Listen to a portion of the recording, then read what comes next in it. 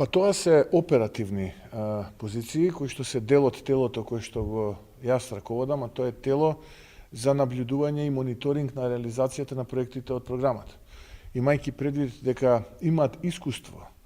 во извршната власт во минатото, имајќи предвид дека имаат стручност, нивната улога ќе биде професионална, а не политичка,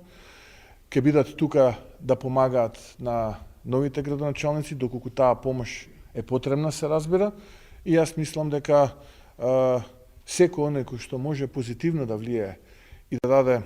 позитивен исчекор во реализацијата на проектите и за доброто на граѓаните е добре.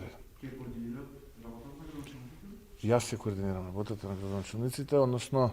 тоа е одлука на извршниот и на Централниот комитет на партијата да од време на време имам активни состаноци со градоначалниците, бидејќи